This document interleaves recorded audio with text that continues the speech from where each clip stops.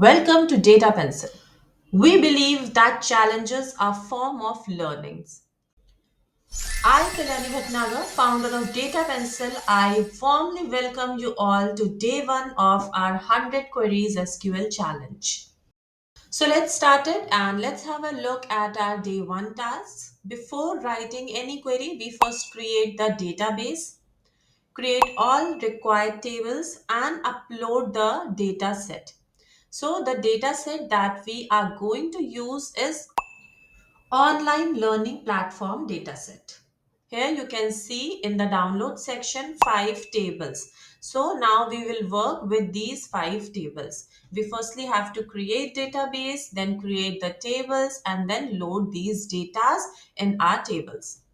Only after setting up the data properly, we will start solving today's 20 SQL queries.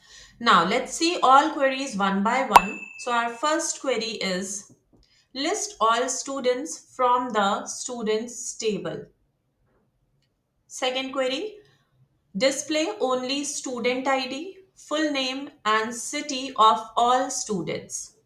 Third query, fetch the first 15 students based on student ID. It must be in ascending order.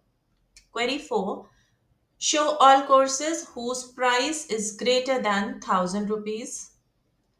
Query number 5, display all courses belonging to the category AI.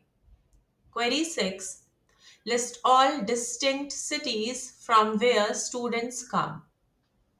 Query 7, show top 10 most expensive courses. Highest price must come first. Query 8, show students whose names start with the letter A. Query 9, fetch courses whose category contains the word data, DATA. Query number 10, find the total number of students present in the platform. Query 11, count total number of courses in each category. Query number 12, display instructors who joined in the year 2024. Query number 13, show all enrollments made on the date 2024-801. Query number 14, show students who are not from Mumbai. Query number 15, display the 5 cheapest courses. Query number 16, display courses names along with the length of each course name. Query number 17, show students who signed up after 2023-11. Query number 18, show all courses whose price are 999.